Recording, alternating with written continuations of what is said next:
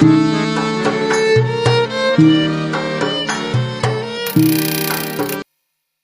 tengah lautan yang luas, terletaknya sebuah pulau yang dikenali sebagai Pulau Sumpahan. Pulau itu terkenal dengan keindahan alam semula jadi, hutan yang menghijau, sungai yang jernih, dan sebuah gunung megah bernama Gunung Catraya.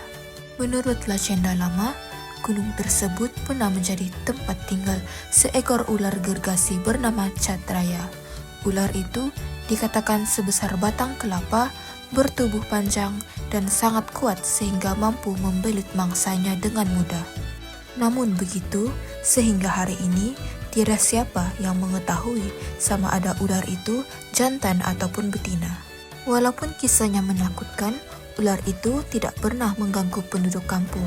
Sejak turun-temurun, masyarakat di Pulau Sumpahan hidup aman sebagai petani dan nelayan sambil menghormati alam sekitar. Tenang betul hidup di kampung kita ni. Betul, semua orang hidup bersatu padu dan saling membantu.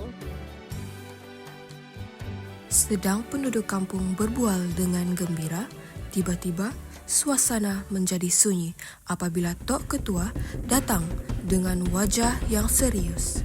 Kehadiran beliau membuatkan penduduk kampung mula tertanya-tanya tentang perkara yang bakal disampaikan oleh beliau.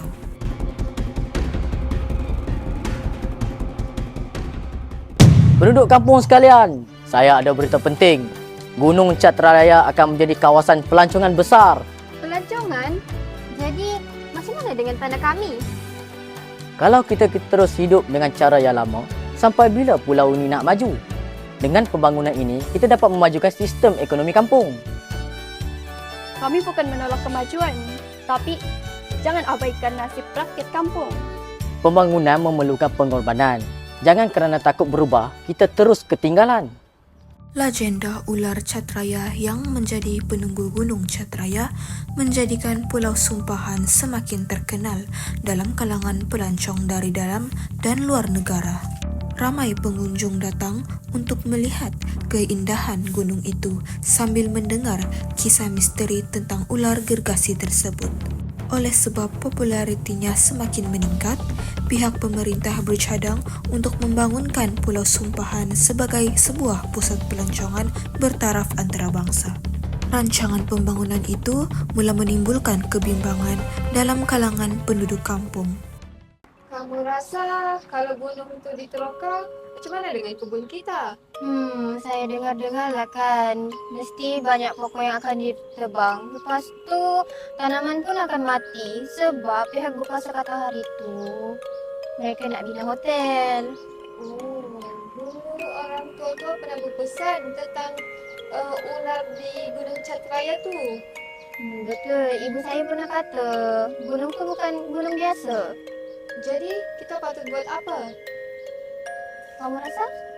Kita mesti mempertahankan hak kita sebelum semuanya terlambat. Tapi, macam mana kita nak mempertahankan hak kita? Kita buat bantahan secara aman. Wow, Juga, mari. Satu mesyuarat telah diadakan antara pihak lembaga pembangunan dengan penduduk kampung bagi membincangkan masa depan Gunung Catraya. Perbincangan itu menjadi tegang apabila penduduk kampung mula menyuarakan rasa tidak puas hati dan kebimbangan mereka terhadap projek pembangunan yang bakal dijalankan. Kedua-dua pihak berkeras dengan pendirian masing-masing demi mempertahankan kepentingan mereka. Terdapat satu projek akan dilaksanakan di pulau tersebut. Banyak pelabur asing akan datang.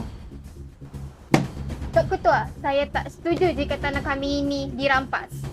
betul tu, saya pun tidak setuju.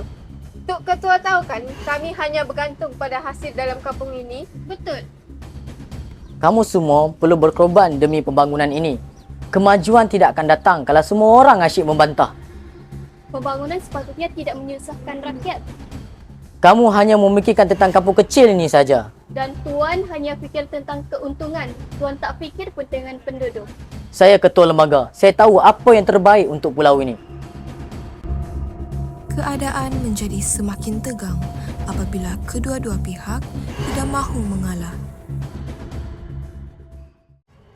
Penduduk kampung mula berkumpul di hadapan pejabat pembangunan sambil membawa spanduk dan melaungkan bantahan.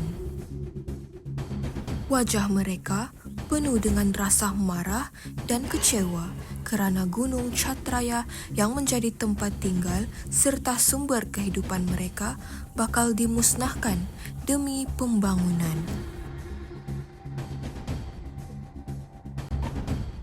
Jangan rampas tanah kami. Selamatkan Gunung Chatraya. Itu hak kami. Itu hak kami. Jangan rampas tanah.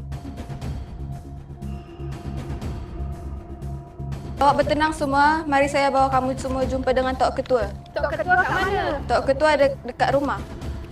Okey, mari. Dengan penuh tekad, penduduk kampung beramai-ramai menuju ke rumah Tok Ketua untuk menyuarakan sekali lagi bantahan mereka terhadap projek pembangunan di Gunung Chatraya. Tok Ketua. Tok Ketua. Mana Tok Ketua ni? Kenapa ni? Semua datang untuk ketua ni. Assalamualaikum Tok Ketua. Penduduk kampung datang nak jumpa dengan Tok Ketua ni. Waalaikumsalam. Kenapa kamu semua membantah pembangunan ini? Tok Ketua, kami cuma mau mempertahankan kampung kami. Betul tu, kita orang hanya nak menjaga alam sekitar. Kemajuan tanpa menjaga hak rakyat dan alam sekitar hanyalah kemusnahan, Tok Ketua. Betul. Kata-kata anak muda itu membuatkan semua terdiam. Tok Ketua Lembaga mula menyedari bahawa pembangunan yang dilakukan tanpa memikirkan nasib rakyat dan alam sekitar hanya akan membawa penderitaan. Penduduk kampung pula terus berharap agar suara mereka didengari sebelum Gunung Chatraya musnah sepenuhnya. Setelah sekian lama berlaku perbalahan dan bantahan, penduduk kampung akhirnya mengadakan mesyuarat terakhir bagi membincangkan keputusan pembangunan yang bakal dijalankan di Gunung Chatraya. Gunung Chatraya bukan sekadar kawasan tempat tinggal mereka, malah menjadi simbol perjuangan penduduk kampung dalam mempertahankan hak, warisan dan alam sekitar mereka. Semua penduduk kampung hadir dengan harapan.